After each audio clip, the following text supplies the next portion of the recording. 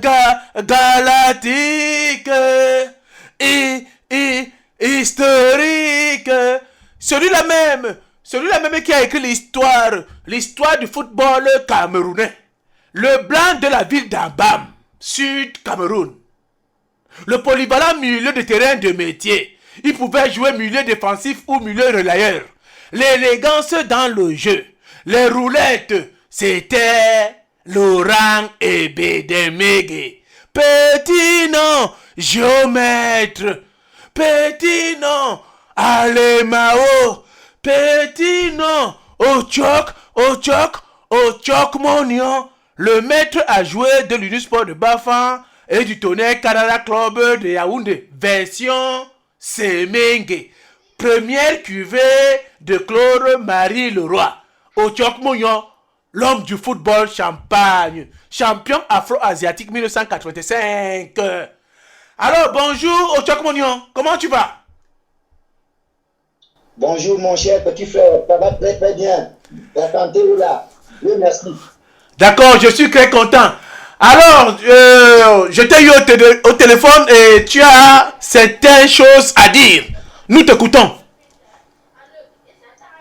Merci une fois de plus de nous donner cette opportunité. Je voulais d'abord dire merci à Dieu parce qu'il nous a permis de passer de très bons moments jusqu'à aujourd'hui à 65 ans. Il faut dire Dieu merci car j'ai perdu beaucoup de camarades, beaucoup d'amis qui sont partis. C'est vrai, c'est le chemin de tout le monde, personne ne va éviter. Et c'est une opportunité pour moi également de souhaiter bonne année à tous les Camerounais et à tous les sportifs, y compris tout le gouvernement camerounais et la tanière, l'équipe nationale qui va faire la compétition dans les prochains jours.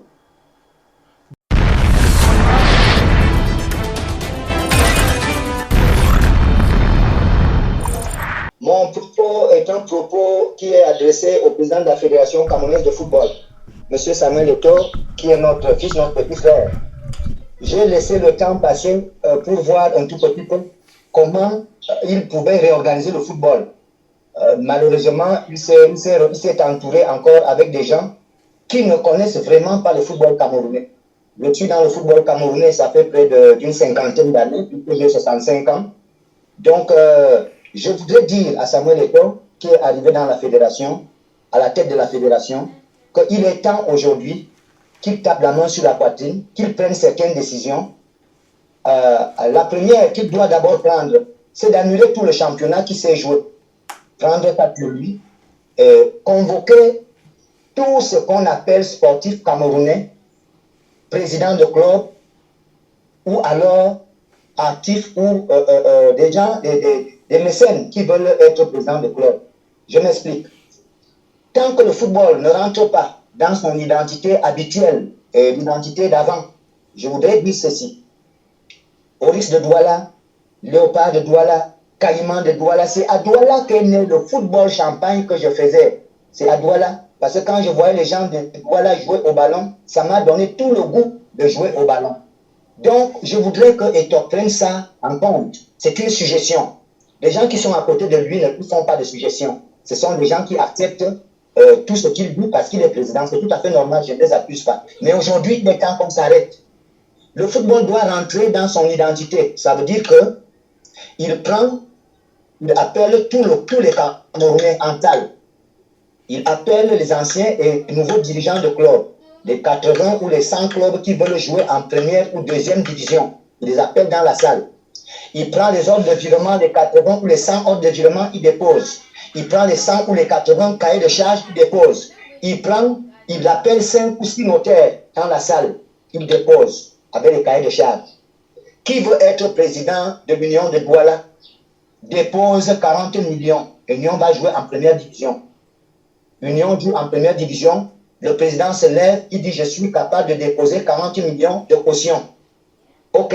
Si tel est le cas, est-ce que vous pouvez remplir le cahier de charges qui demande que le club de première division doit avoir une équipe féminine, doit avoir au moins une équipe inférieure, c'est-à-dire junior ou cadet, avoir un terrain de foot, avoir un siège. Je pense qu'à ce moment-là, nous rentrons dans la véritable identité d'un club de football au Cameroun.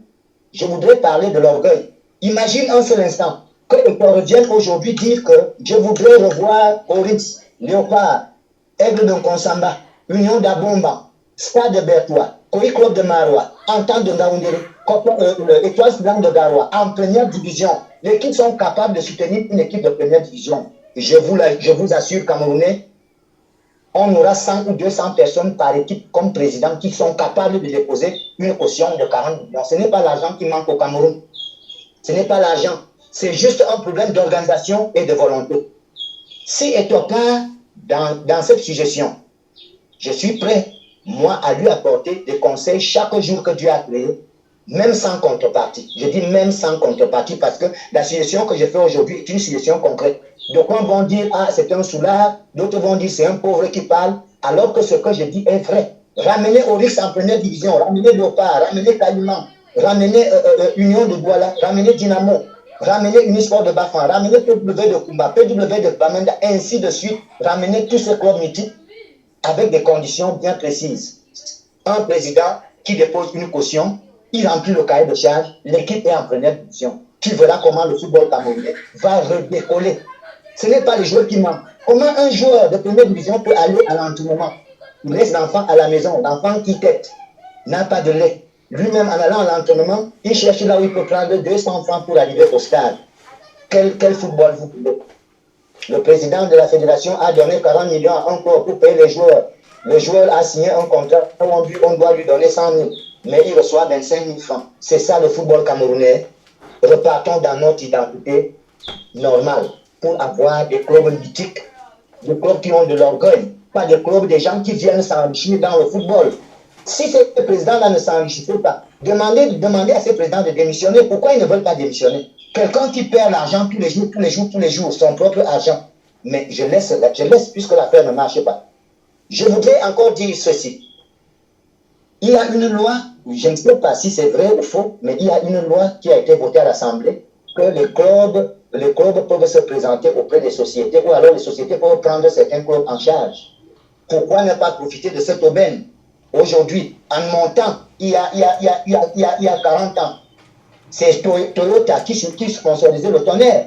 C'est Dragage qui sponsorisait le Canon de Yaoundé. Ce sont des exemples types. Pourquoi ne pas repartir sur cette base-là? Nous n'avions pas besoin, à l'époque, nous n'avions pas besoin de l'argent de taxi pour aller à l'entraînement. Ça coulait. Ce n'était pas beaucoup, mais ça coulait. J'ai joué dans le typhon même de Yaoundé où j'avais 35 francs pour prendre le bus. Mais pourquoi ne pas rentrer sur cet ordre-là? Je demande à mon petit Hétor de reculer un tout petit peu, de voir la vérité en face. Si nous allons sur ce qu'il fait là, le Cameroun n'évoluera jamais, plus jamais. Il va quitter la fédération, un autre viendra, on sera toujours dans ce tambourinier jusqu'au fond.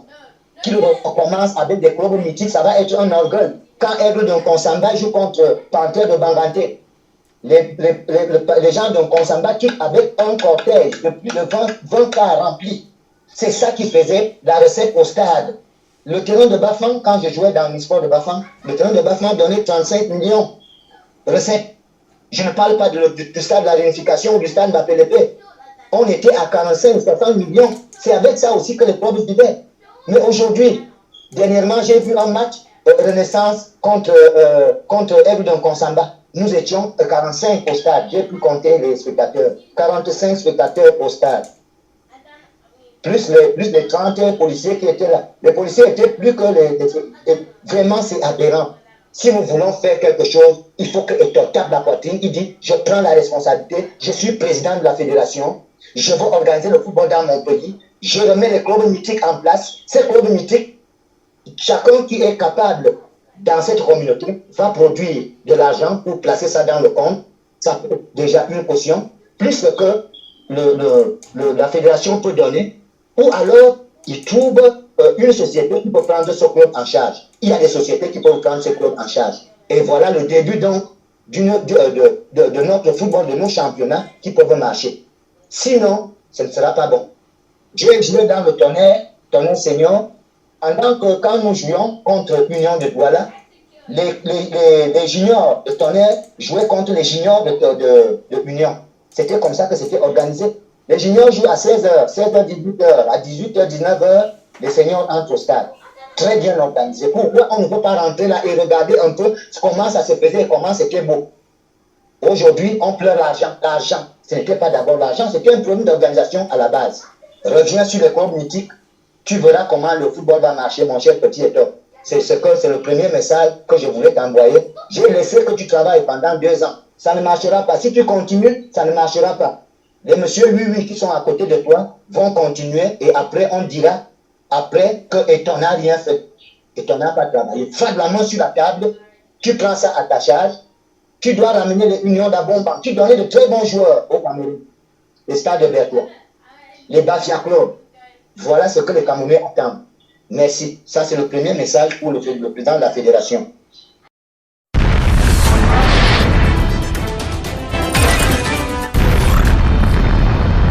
Merci une fois de plus. Je voudrais adresser ce message d'un homme affligé au ministre de la Jeunesse et du Sport, au ministre des Sports, et au ministre de la Culture.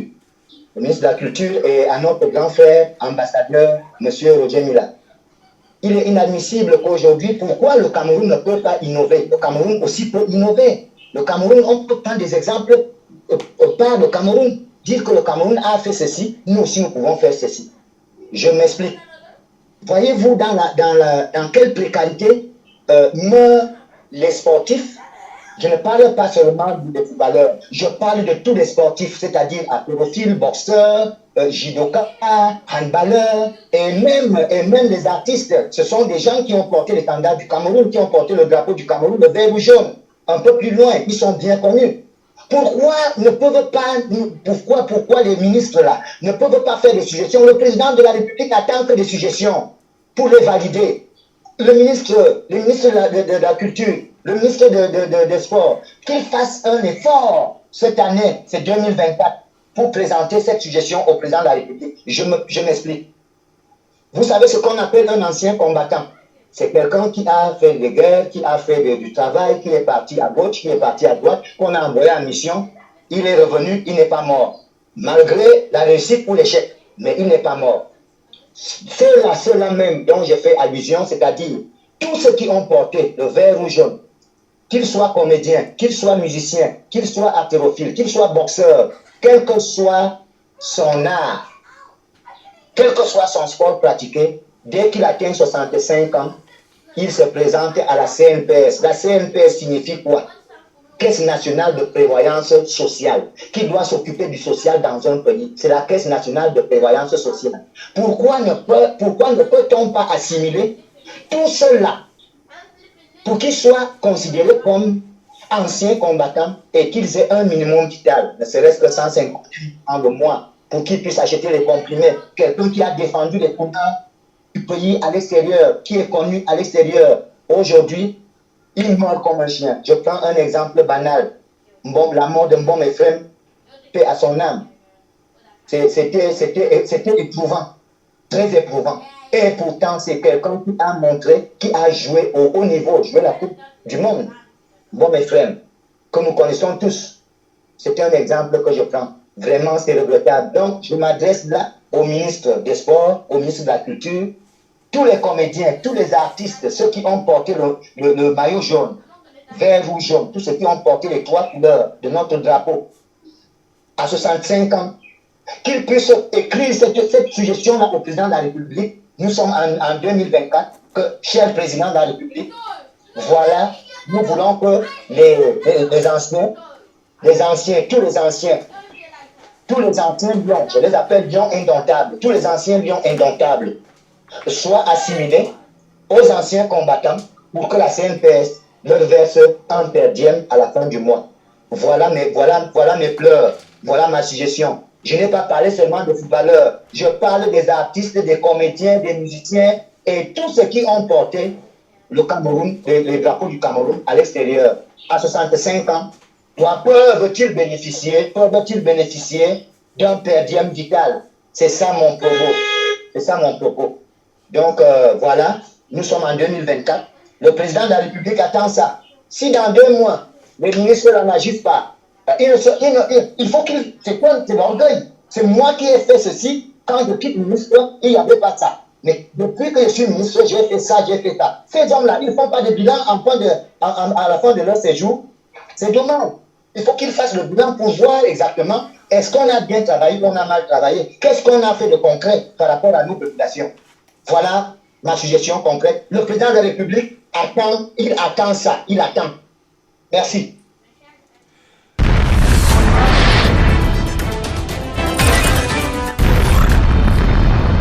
Alors, le technicien de football au Tchok Mognon, Laurent Ebélé, dis-moi un peu, est-ce que c'est à votre époque que Weah a joué dans le Tonnerre de Yaoundé? Et si oui, parlez-moi un peu de George Weah. Merci de me donner cette opportunité une fois de plus.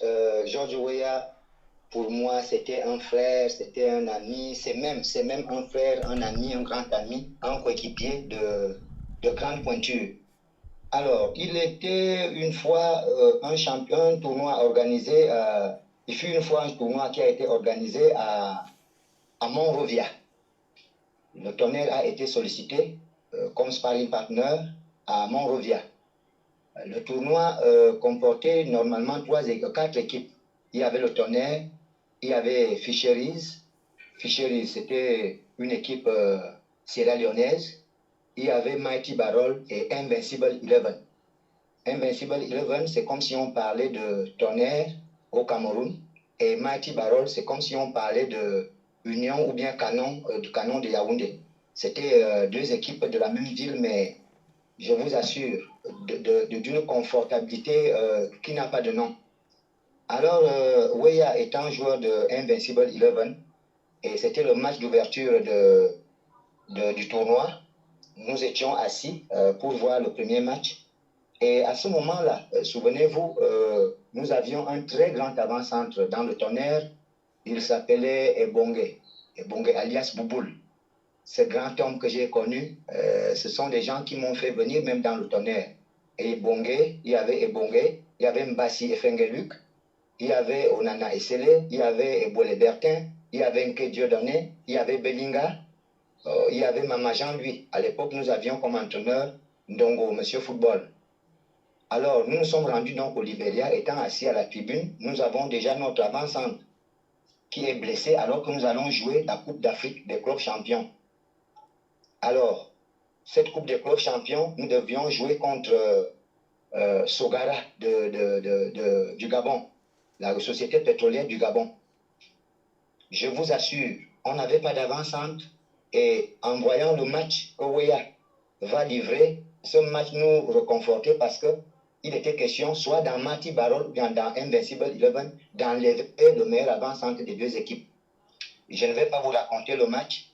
Première minute, à la 10e minute, Mighty Barrel marque le but. Weah au Pont George. Les gens ont crié quand Mighty Barrel a marqué le but à Invincible 11. Il est parti dans ses filets, ramasser le ballon, déposer au centre et dire à ses amis que mais je ne vous comprends pas. Pourquoi cette désolation-là? Nous allons jouer. Au coup de sifflet, Weah a dribblé 3 joueurs avant d'aller marquer le but tout seul. Action personnelle. Première passe de relance de jeu. Weah a dribblé 3 joueurs avant d'aller marquer le but. But égalisateur. Voilà, nous étions assis à la tribune. Belinga, Mama Jean-Louis, le coach Ndongo et Boile Bertin, nous étions assis à la tribune. C'est à partir de là qu'on prend donc la décision de dire vraiment, comme nous n'avons pas d'avant-centre, Monsieur Weah, on l'appelait Opon, on l'appelait vulgairement Opon. Opon doit entrer dans notre groupe pour qu'on soit bien loti pour faire la Coupe d'Afrique. Alors, nous prenons la décision et il est question donc de concrétiser notre souhait. Comment le concrétiser? Il est question de voir le président Samuel Doe, qui était en même temps président de la fédération, qui était même, je dirais, c'était le président, le père adoptif de Weah. Alors, on s'est dirigé, on a demandé, on a sollicité une audience à la fédération de football libérienne. Il nous a reçus et il nous a dit une chose. Je pense que Weah n'ira pas au Cameroun définitivement pour signer la nationalité. Nous lui avons rassuré, il a été rassuré que Weah ne signerait pas la nationalité. C'est comme ça qu'à la fin du tournoi, nous avons contribué, chacun de nous a donné, je crois, $20 pour saluer la maman de Weah et pour que nous ramenions Weah au Cameroun. Donc c'était comme ça que Weah, à la fin du tournoi, nous avons l'avion militaire qui nous a amenés, est venu nous chercher et nous a déposés. Quand on arrive donc au Cameroun, les gens commencent à demander que mais vous amenez un Libérien au Cameroun. Pour faire quoi? Est-ce que le Libéria est connu au Cameroun en matière de football? Nous leur avons dit tout simplement, venez à l'entraînement le lendemain. On est arrivé un mercredi soir, je me souviens. Arrivé mercredi soir, Weah a été accueilli par beaucoup de supporters, les Papa Fama et Bogo, le général, tout le monde. On l'a accueilli, on nous a accueillis à l'aéroport, on nous a salués. Bon, bref, voilà Weah qui est arrivé au Cameroun et nous n'avions pas d'avant-centre. Weah, avant-centre, la première séance d'entraînement au stade militaire, Weah a eu au moins 50 000 francs non levés. Les supporters venaient donner parce qu'il a marqué 2 buts à cette séance d'entraînement-là. Et qui plus est, qui le barrait, c'était Mbassi. Et quand je vous dis Mbassi, vous pouvez imaginer qui était Mbassi. Donc voilà l'arrivée de Weah au Cameroun.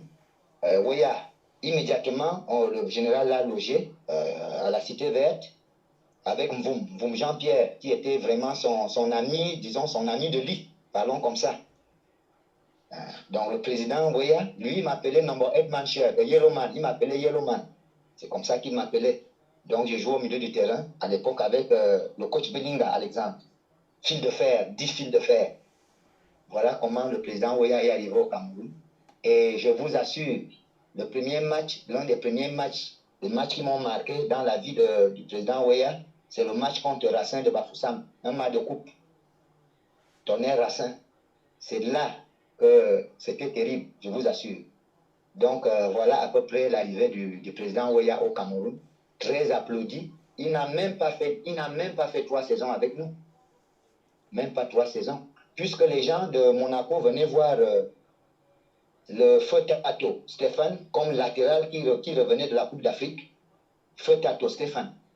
Mais curieusement, au tournoi anti-police, on jouait contre Laval au stade.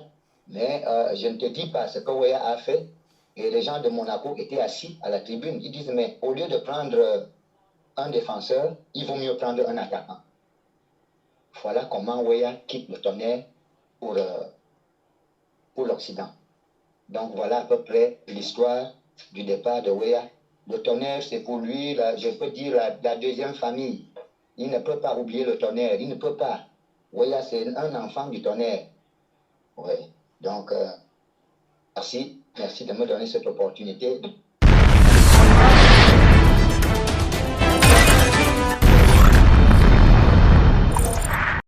Alors, monsieur Ebede, merci beaucoup au Tchoponion pour ta suggestion. Mais parle-nous un peu, n'est-ce pas, de tes débuts dans le football. Très bien, mes débuts dans le football, comme tout enfant, je commence à jouer à l'âge de 7 ans. Dans mon village, je jouais déjà avec des gens qui étaient plus âgés que moi. Mon papa, pauvre infirmier, qui s'est retrouvé dans des villages affectés à plus de 60 km de la ville de Bolova, quand il arrive dans un village, ma première chose, c'est de regarder si dans ce village, il y avait un terrain de foot. Parce que mon père même a été un ancien footballeur. Et toute la famille, presque, toute la famille c'est une famille de footballeurs. Mes cousins et neveux sont la famille de Mvé, la famille Mvé Emmanuel. Ça, ce sont mes cousins. Donc, je commence à jouer à Étoile de Messama 1. Étoile de Messama 1, c'est l'équipe de mon village. À 10 ans, 12 ans, j'étais déjà un parfait joueur, mais je jouais nu-pied. Et les autres avaient des godasses, ça ne m'impressionnait pas. Puisque je faisais des dribbles que les gens qui avaient des godasses n'arrivaient pas à faire. Et je marquais des buts. C'est comme ça que je me retrouve au collège d'enseignement technique à Ebolova, à une fête de la jeunesse. La finale opposait le lycée de Ebolova à l'époque contre le CETIC, le collège technique d'Ebolova. Je me retrouve au stade, mais je n'ai pas de pointure de godasse parce qu'il y avait quand même des paires de godasses achetées par le collège. Ma pointure On n'arrivait pas à la retrouver. Je portais à l'époque de 37, 37, 38, difficile à trouver en pointure de Godas. Je vous parle des années 74. Mais voilà donc, il y avait le préfet Batana, qui était préfet aussi à l'époque. À la mi-temps, envoie donc un boutiquier, quelqu'un qui avait la boutique Zéphyr à Ebolova, d'aller tout faire pour trouver une paire de godasses, pour me trouver une paire de godasses pour que je puisse continuer le match. Parce qu'en jouant mes pieds, je joue très bien, mais les autres ont du godasses et ça fait peur quand on me voit nu pied. Voilà le monsieur à la mi-temps qui va, il cherche une paire de godasses. Je n'avais pas de bas, j'ai mis la paire de godasses comme ça, sans bas. Je t'assure, ce n'était pas gai. Parce que là, je ne me retrouvais pas facilement. Quelqu'un qui est habitué à jouer nu-pied, à qui on donne des chaussures. Me voilà, malgré tout, j'arrive à faire 2 passes de but et le Celtic gagne la coupe. Voilà le préfet qui m'appelle et me récompense. M'offre une récompense et me voilà le meilleur joueur de la coupe. Alors, meilleur joueur de la coupe, à 12 ans, Epervier de Bolova, qui était déjà en deuxième division, cherchait des joueurs, des bons petits joueurs. Mais avec mon âge de 12 ans, l'entraîneur a dit qu'il ne sait pas comment il peut prendre un enfant de 12 ans pour jouer dans une équipe où il y a les gens de 25, de 30 ans, lui, il ne sait pas. Bien que je sois un bon joueur. Et voilà, une rénovation arrive, 13 ans, 14 ans, un président arrive, le chef des travaux publics, il crée une équipe qui s'appelait Miné de Bolova, équipe de travaux publics.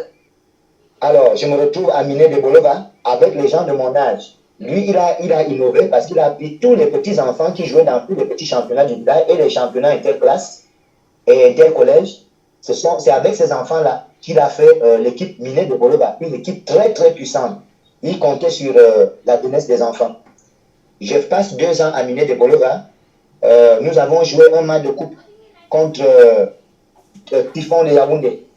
Et nous avons battu Typhon. Le président de Typhon s'est accroché sur moi pour me dire, ok, si tel est le cas, je t'enlève à Ebolova, tu viens à Yaoundé, je paye tout, le logement et tout ce qu'il faut. Ne regarde plus derrière, tu viens. Me voilà à Yaoundé, installé à Yaoundé dans Typhon. Chemin faisant, Tonnerre était derrière, Canon était derrière moi pour que je puisse choisir, à 16 ans déjà, 16 ans, choisir là où je dois aller pour continuer la carrière et faire des classes. Je me trouvais très mal. Très mal. J'ai dit, je ne peux pas encore jouer en première division. Et je réfléchis encore parce que le président de Typhon m'entretenait très bien. Il faut le dire. Monsieur Api et Monsieur Ekeme étaient les 2 présidents de Typhon. Ce faisant, l'année qui suivait, j'ai déjà 18 ans, 19 ans, avec un petit bagage intellectuel. Je suis recruté aux travaux publics comme comptable auxiliaire. Me voilà le ministre des Travaux publics, Dakaye Kamga, m'affecte donc à Bafam parce que les gens du sport sont venus le voir pour lui dire ce bon joueur-là, nous le voulons absolument. Nous étions à 2 avec mon frère Dia, très bon ailier. Nous voilà à Bafam, on se retrouve donc à Bafam. Les deux meneurs de jeu de Typhon, ils font déjà démembrés. On se retrouve à Bafam, bien logé, bien nourri, bien encadré. C'est là où, en jouant à Bafam, à Unisport, la Dynamo est derrière, l'Union est derrière, et le général envoie son émissaire pour dire, bon voilà, tu viens dans ton nom, tu n'en as pas pour longtemps parce qu'avec ton jeu, tu pourras entrer à l'équipe nationale dans les prochaines années. Je saisis dans l'occasion, je me retrouve dans le Tonnerre. Tonnerre, à l'époque, avait des techniciens. Qui citerai-je? Olé Olé Bertin, Eboulé Bertin, Maki Stéphane, Bedinga Alexandre, Dotois, Ebonge Ernest, Baoken, Jonke Bonaventure. Je vais oublier qui? C'était une armada, bref, de très très grands joueurs, de joueurs de haut niveau. Pendant que le canon comptait des Abega, des Bida, des Djongo, de très grands joueurs, des joueurs de très haut niveau. Donc nous voilà donc dans le Tonnerre, presque professionnel parce que on nous versait un petit salaire à la fin du mois, mais pendant les entraînements, les supporters avaient des cartes de membres. Ce sont eux qui donnaient l'argent des primes d'entraînement. On devait avoir 2000 par entraînement chaque joueur. On nous donnait 1000 francs le jour de l'entraînement et le cumul des 1000 francs à la fin du mois pour que tu ne sois pas mal à l'aise. Voilà comment on fonctionnait. Et je me retrouve avec 100, on était à 120 à la première sélection de Claude Leroy, 120, où j'étais deuxième parce que j'avais un concurrent, Mbumbu Emile, au niveau du test Cooper. Le test Cooper, vous en savez quelque chose. J'étais deuxième au test Cooper. Mbou était premier, et voilà les Canadiens qui arrivent, les temps d'Agobert, c'était autre chose. C'est Jean-Jacques, les Boyabile, les Emmanuel, c'était du feu, c'était du feu. Donc voilà à peu près comment je me retrouve à l'équipe nationale, où nous avons fait du temps au Brésil pour aller apprendre à jouer, du temps en Allemagne, du temps à presque, je peux citer où, on a fait le tour, presque le tour du monde. Et quand je reviens, j'ai un petit boulot qui ne me permettait plus de jouer au ballon parce que des contraintes professionnelles. Voilà à peu près comment je me retrouve dans le foot. Et aimant le foot, je ne pouvais pas abandonner complètement. Je me suis mis dans les formations d'entraîneur de football. Donc me voilà, entraîneur FIFA, entraîneur CAF, entraîneur Fédération camerounaise de football formateur. Voilà donc à peu près ma carrière de football. Donc aujourd'hui, j'ai été au Gabon, j'ai été en Guinée équatoriale, j'ai été au Togo, j'ai été au Bénin, tout petit peu au Tchad, mais pas longtemps. Voilà. Donc voilà à peu près mon CV sportif. Merci beaucoup au Tchok Mounion. Ça a été un plaisir. N'est-ce pas? Que Dieu te bénisse. C'est lui le maître de temps. Nous te souhaitons bonne journée. Merci. Merci bien, merci. Le plaisir est partagé. Merci. La tanière du lion. C'est le respect de ceux qui ont écrit l'affaire là qui dérange les autres, qu'on appelle l'histoire. Ton talent, tu ne négligeras point. Tes exploits restent gravés dans nos mémoires. Tes anecdotes sont inoubliables. Tes souvenirs sont la confirmation de ton travail pour des siècles des siècles. Amen.